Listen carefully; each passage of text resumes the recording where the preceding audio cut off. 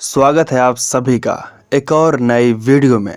तो आज के इस वीडियो लेक्चर में रिक्टर पैमाना क्या है, रिक्टर पैमाना किसे कहते हैं, रिक्टर पैमाना की क्या परिभाषा होती है, रिक्टर पैमाने पर तीव्रता और उसका प्रभाव को जानेंगे, रिक्टर पैमाने की महत्वपूर्ण जानकारी और सिस्मोग्राफ क्या है, इसकी क्या परिभाषा होती है। तो सब कुछ आसानी से जानेंगे। तो हर बार की तरह शुरू से शुरू करते हैं। रिक्टर पैमाना इंग्लिश में रिक्टर स्केल होता है। अगर आपसे कोई पूछ देता है रिक्टर पैमाना क्या है, रिक्टर पैमाना किसे कहते हैं, रिक्टर पैमाना की क्या परिभाषा होती है, तो आप यही लिख करके आ जाइएगा। ठीक, रिक्टर पैमाना भूकंप की तीव्रता मापने की उपकरण है। तीव्रता का मतलब होता है ताकत, शक्ति।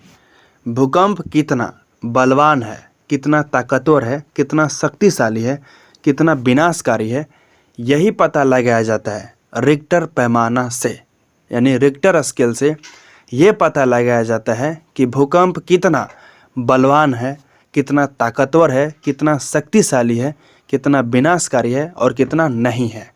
जिस तरह हम पीएच स्केल पर अम्ल, क्षारक और लवण का पता लगाते हैं, उसी तरह रिक्टर स्केल पर भूकंप कितना विनाशकारी है, कितना ताकतवर है, कितना शक्तिशाली है, कितना नहीं है, यही पता लगाया जाता है। ओके,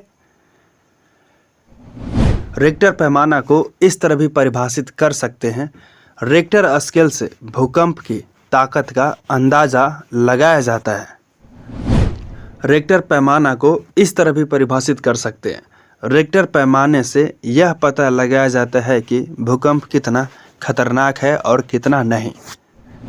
रिक्टर पैमाना को इस तरह भी परिभाषित कर सकते हैं, रिक्टर स्केल भूकंप मापक पैमाना है जिसका उपयोग भूकंप की ताकत या भूकंप के दौरान जारी ऊर्जा की मात्रा को मापने के लिए किया जाता है।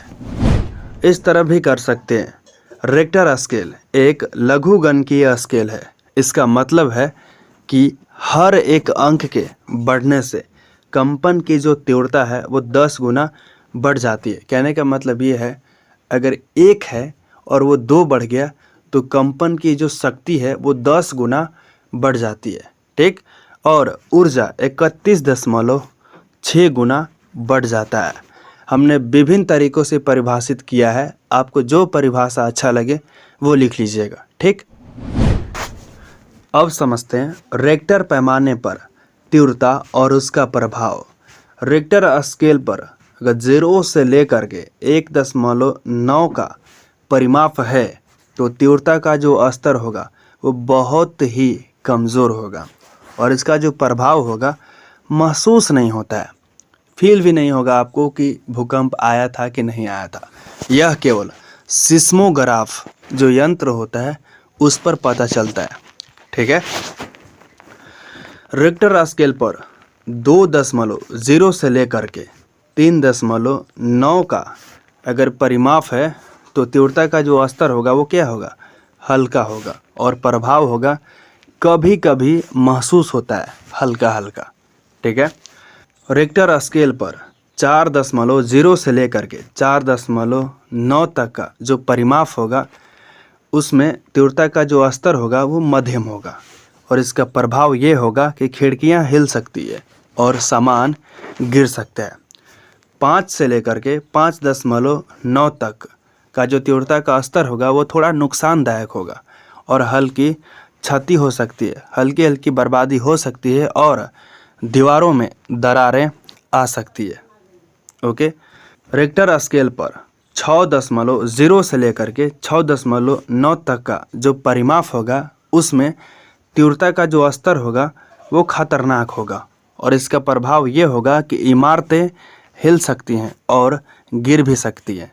ओके, रिक्टर स्केल पर 7.0 से लेकर के 7.9 तक का परिमाप है तो तीव्रता का जो स्तर होगा बहुत खतरनाक होगा, बड़े स्तर पर क्या होगा, नुकसान होगा। रिक्टर स्केल पर 8.0 से लेकर के 8.9 होगा तो तीव्रता का जो स्तर होगा वो क्या होगा, विनाशकारी। ज़मीन फट सकती है और भारी तबाही आ सकती है। ओके, 9.0 और उससे अधिक ये क्या होगा, तीव्रता का स्तर अत्यधिक विनाशकारी, बहुत दुर्लभ, पूरी शहर तबाह हो सकता है। ओके, पूरी धरती तबाह हो सकता है।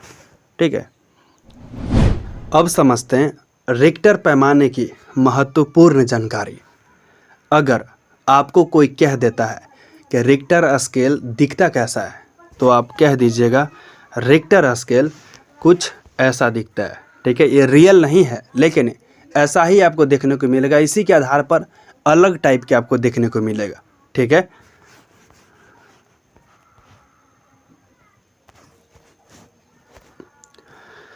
रिक्टर स्केल की आविष्कार चार्ल्स एफ रिक्टर ने किया। कब किया है, 1935 ईस्वी में। ठीक है, और ये अमेरिका के रहने वाले थे। कहाँ के रहने वाले थे, अमेरिका के।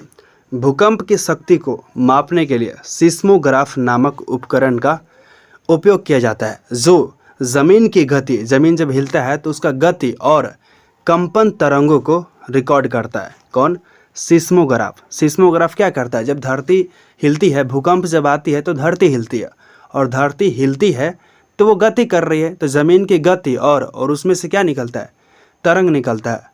तो गति और कंपन तरंगों को वो रिकॉर्ड करता है। कौन, सिस्मोग्राफ। ठीक है, सिस्मोग्राफ नामक उपकरण जो है देखने में कुछ ऐसा होता है। ठीक है, रिक्टर स्केल पर भूकंप की तीव्रता को 0 से लेकर के 10 तक के स्केल में मापा जाता है। एक अंक की वृद्धि यानी कंपन की 10 गुना वृद्धि को दर्शाती है। एक अंक अगर बढ़ गया यानी 10 गुना बढ़ गया कंपन। ओके, और ऊर्जा में लगभग 32 गुना। पीछे हम क्या बताए थे, 31.6, यहाँ पर लगभग 32 गुना लिखा गया है, ध्यान दीजिएगा। ठीक है, रिक्टर स्केल पर जितनी अधिक तीव्रता होगी उतना ही अधिक भूकंप से निकलने वाली ऊर्जा होगी। ओके, जैसे जैसे रिक्टर स्केल की संख्या बढ़ती है, धरती का हिलना और विनाश की संभावना भी बढ़ती है। जैसे जैसे रिक्टर स्केल पर जो संख्या बढ़ेगी, 1 से 2 होगी, 2 से 3 होगी, उसी तरह धरती का हिलना और विनाश की संभावना भी बढ़ती जाएगी।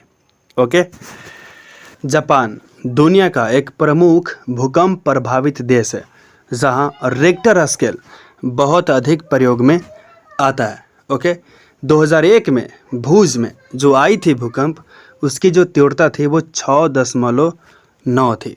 2015 में नेपाल में भूकंप की जो तीव्रता थी वो 7.8 थी, और 2004 में हिंद महासागर में भूकंप की जो तीव्रता थी वो 9.1 थी। ठीक है, रिक्टर स्केल दूरस्थ या बड़े भूकंप को मापने में सीमित हो सकता है, इसलिए आजकल मोमेंट मैग्नीट्यूड स्केल का अधिक उपयोग होता है। मोमेंट मैग्नीट्यूड स्केल यह एक नया स्केल है जो रिक्टर से सटीक होता है, खासकर बड़े भूकंप के लिए। रिक्टर स्केल के लिए सिस्मोग्राफ, सिस्मोमीटर, डाटा एनालाइजर का उपयोग होता है। भूकंप को रिकॉर्ड करने वाला प्रमुख यंत्र जो है वो सिस्मोग्राफ है, जिससे रिक्टर स्केल पर माप संभव होता है।